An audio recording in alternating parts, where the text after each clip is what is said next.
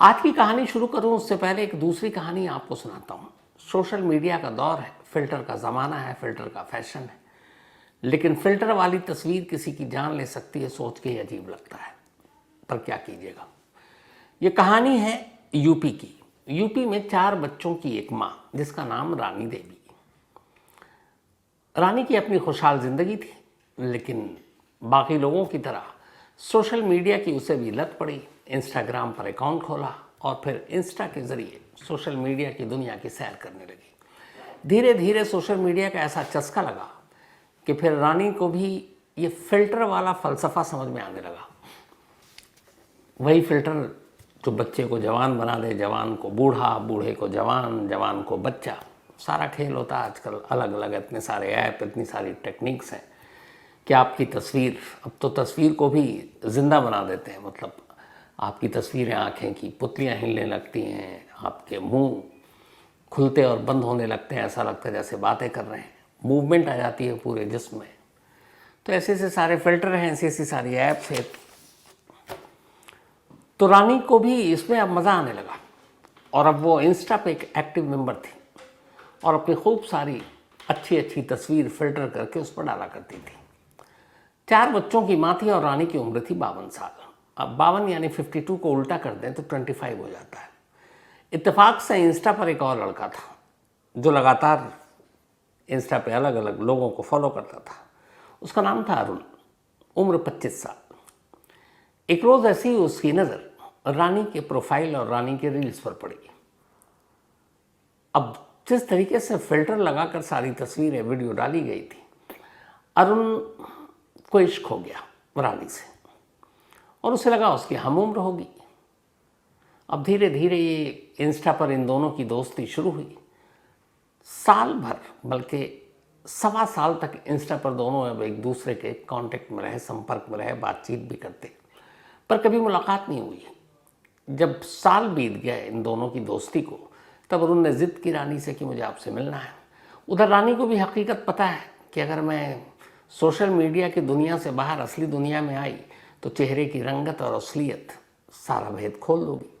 तो जब भेद खुल जाएगा, इस डर से वो मिलने से इनकार करती रही। लेकिन जब 1.25 साल बीत गए तो रानी अब अरुण से इतनी बातचीत करने लगी कि नहीं, अब दोनों मिल सकते हैं। तो 1.25 साल बाद ये तय हुआ कि मिलेंगे। इसके बाद अब 1.5 साल हो गए।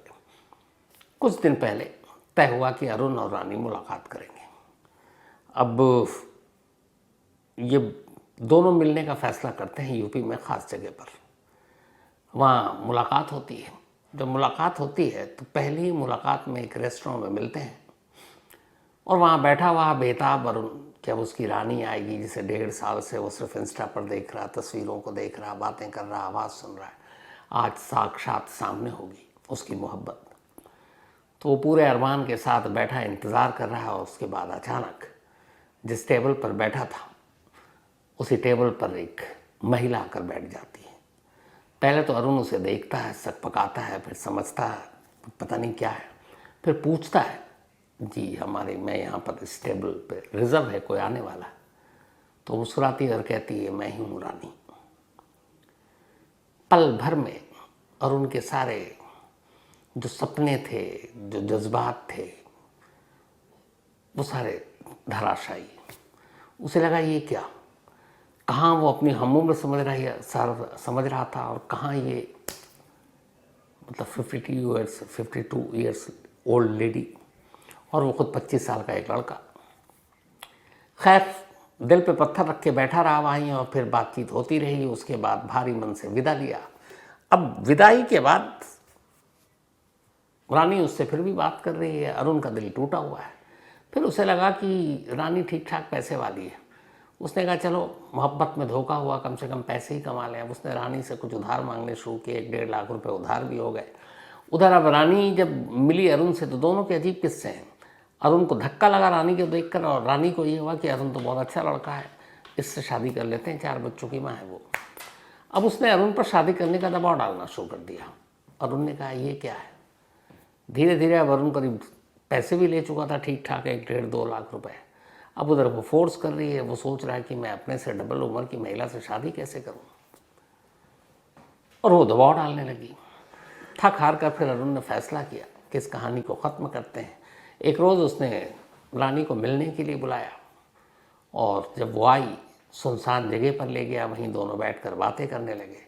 बात करते करते अरुण उठता है, पीछे जाता है और रानी के दुपट्टे से ही उसका गला घोंट देता है। थोड़ी देर में रानी मर चुकी थी। अरुण वहाँ से निकल जाता है।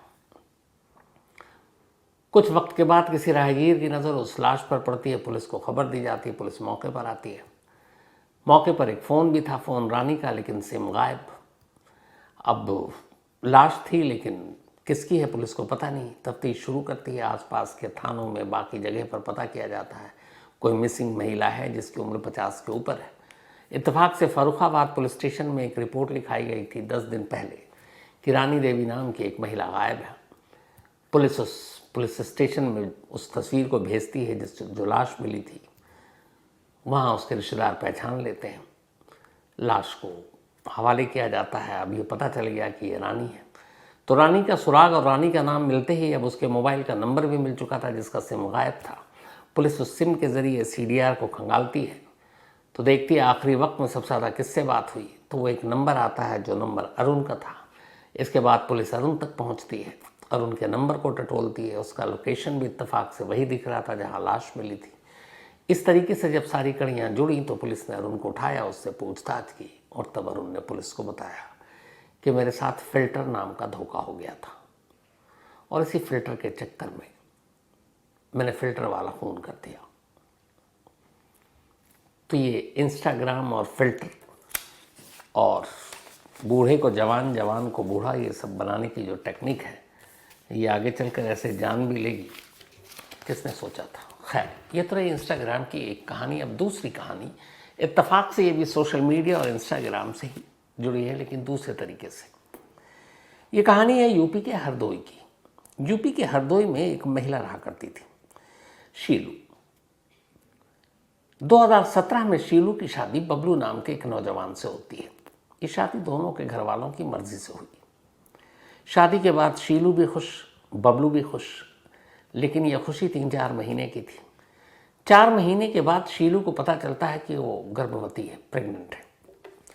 शीलू खुशी खुशी अपने पति को ये बात बताती है, लेकिन उसे बड़ा अजीब लगता है जब पति को शायद ज़्यादा खुशी हुई नहीं। अब इस दौरान में शीलू अभी तक तो ससुराल में थी लेकिन पति का फिर रवैया बदल गया। इसके बाद ये हुआ कि वो प्रेग्नेंट है तो ज़्यादा देखभाल मायके में होता है। शीलू को मायके भेज दिया गया। अब शीलू मायके पहुंचती है। अब एक गर्भवती पत्नी के लिए सबसे ज़रूरी होता है ऐसे वक्त में उसका पति का साथ। हर पत्नी यही चाहती है, लेकिन यहाँ उल्टा था। शीलू का पति साथ नहीं था, वो मायके आ गए थे, लेकिन फिर भी उसने कहा चलो अभी वक्त है, डिलीवरी में वक्त आएगा, पति साथ होगा। लेकिन ये उसकी गलत फहमी थी। घर आने के कुछ दिनों बाद ही अचानक एक रोज़ ससुराल से फ़ोन आता है शीलू के पास कि बबलू घर नहीं आया, गायब है, क्या तुम्हारे पास है? शीलू कहती है वो तो यहाँ आए नहीं, मैं तो कब से इंतज़ार कर रही हूँ। अब उन्होंने कहा कहीं चले गए होंगे। 1-2-4 दिन बीतता है लेकिन बबलू का कोई सुराग नहीं, मोबाइल बंद। अब घर वाले परेशान, इधर शीलू परेशान कि पति कहाँ गायब हो गया।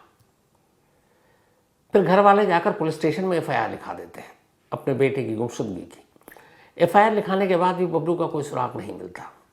फिर वो दूसरी बार पुलिस स्टेशन पहुंचते हैं और इस बार एक और कंप्लेंट लिखा देते हैं। वो लिखाते हैं कि उन्हें शक है कि बबलू का कत्ल हो चुका है और ये शीलू और उसके घर वालों ने किया है। यानी अब शीलू और उसके घर वालों पर अपने ही पति, अपने ही दामाद के कत्ल का इल्ज़ाम और उसकी FIR शीलू के घर वालों ने लिखा दी। पुलिस पूछताछ करती है लेकिन ऐसा कोई क्लू मिला नहीं। उधर गर्भवती पत्नी, आसपास कहीं जाना नहीं, आना नहीं। धीरे धीरे पुलिस ने शुरुआत में तो तफ्तीश की, इसके बाद केस ठंडे बस्ते में। न बबलू आया, न उसकी खबर आई, न पुलिस ने कोई जांच की।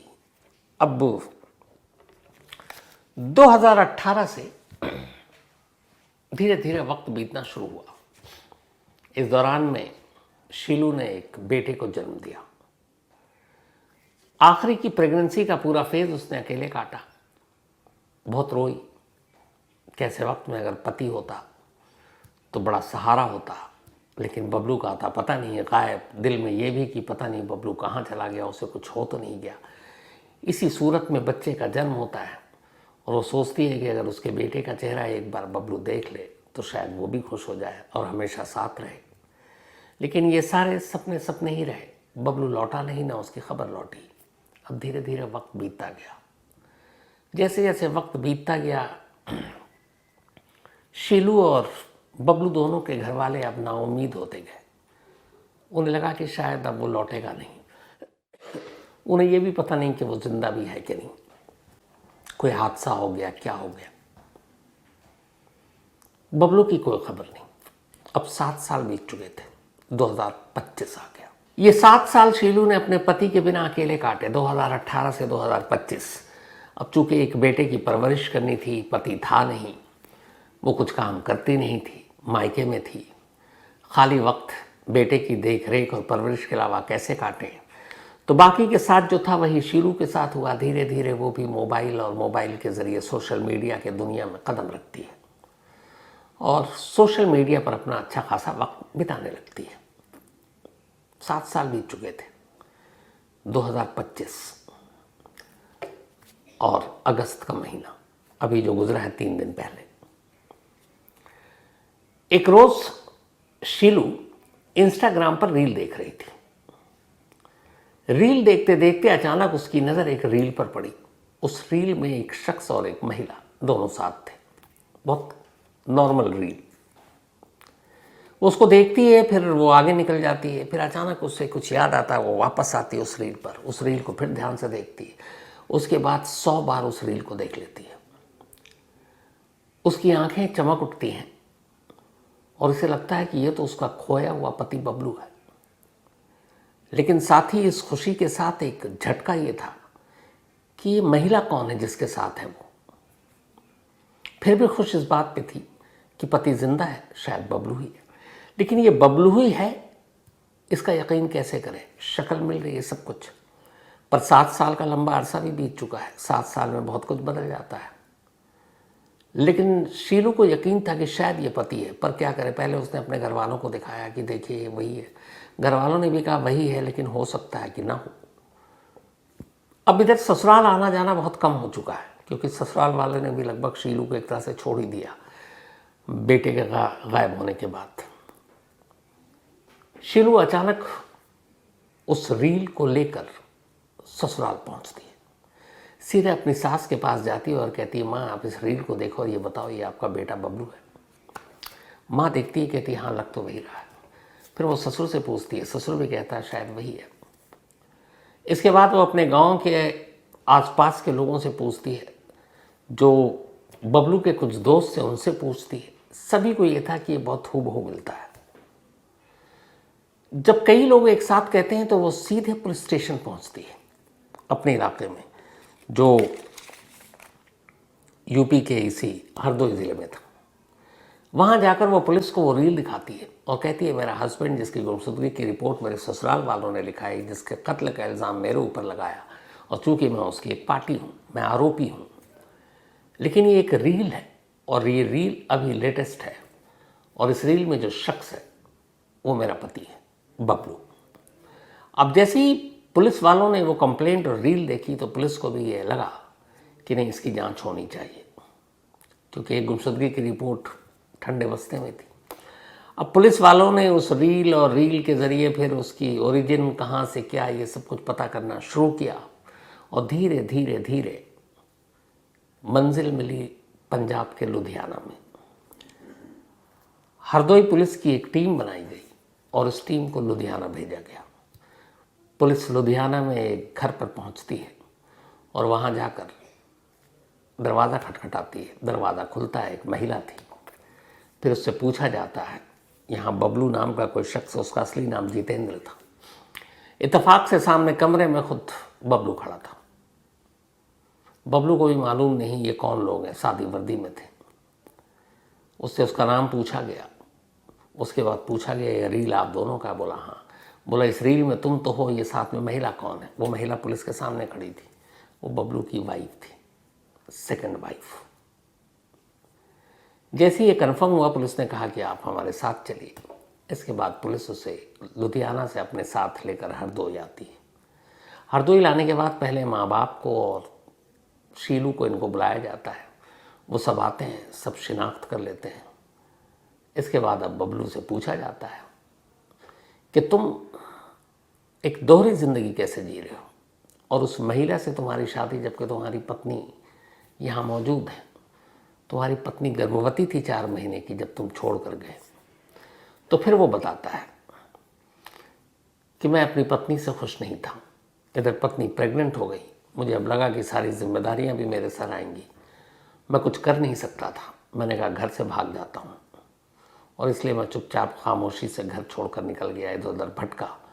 फिर जाकर लुधियाना में मैंने कपड़े की एक फैक्ट्री में नौकरी कर ली, वहीं रहने लगा। फिर वहाँ एक महिला मिली, उससे मैंने शादी कर ली, घर बसा ली, और अब वहीं रह रहा था।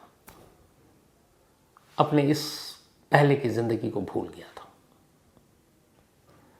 पुलिस ने धोखाधड़ी, हिंदू मैरिज एक्ट के तहत एक पत्नी के रहते हुए दूसरी शादी करने का मामला, ये सारी चीज़ें के तहत केस दर्ज किया और बबलू को जेल भेज दिया। इधर शीलू की ज़िंदगी अब ये है कि 7 साल की मायूसी के बाद उसकी ज़िंदगी में खुशी की एक रोशनी आई, एक रील के ज़रिए, कि मेरा पति जिंदा है। लेकिन उसी रील के दूसरे पार्ट में जो एक दूसरी महिला थी, उस पल भर की रोशनी को अंधकार में भी बदल दिया। उसे लगा पति तो जिंदा है, लेकिन अब शायद उसका नहीं है, क्योंकि उसकी ज़िंदगी में कोई और है। फिर उसने दिल पर पत्थर रखकर खुद ही से कहा कि जिस वक्त मुझे मेरे पति की सबसे ज़्यादा ज़रूरत थी, यानी प्रेगनेंसी के दौरान, तब जिस शख्स ने मुझे 4 महीने की गर्भवती के हालत में छोड़कर चला गया, फिर अब उसका मिलना ना मिलना क्या। अभी भी ये अब तय नहीं है, बबलू जेल में है, कि आने वाले वक्त में क्या होगा। बाहर आने के बाद वो शीलू के साथ रहेगा, क्या उसे शीलू अपनाएगी, या लुधियाना में वो अपनी दूसरी पत्नी के पास जाएगा, और क्या दूसरी पत्नी उसकी पिछली ज़िंदगी यानी पहली पत्नी का सच जानने के बाद अब भी उसे अपनाएगी। 2 पत्नियों को मिलकर ये फैसला करना है, दोनों अलग अलग हैं, और फैसला एक ही शख्स के बारे में होना है। मालूम नहीं फैसला क्या होगा। हालांकि जिस तरीके से शीलू ने कुछ लोगों से बात की है, उसमें यह है कि शायद बबलू को अपनी उसने ज़िंदगी से निकाल दिया है। अब दूसरी पत्नी के फैसले का इंतज़ार है। एक रील, 7 साल से गुम एक पति, पुलिस, बाकी लोग ढूंढ नहीं पाए, पत्नी ने अचानक नज़रों के सामने रील आया और वो पति ढूंढ निकाला। कई बार करिश्मे ऐसे भी होते हैं, लेकिन कहानी हैप्पी एंड होने के बावजूद कई कहानियाँ ऐसी होती हैं जिसमें हैप्पी एंडिंग नहीं होती। ये उनमें से एक कहानी। तो खैर, इस कहानी में आज इतना ही।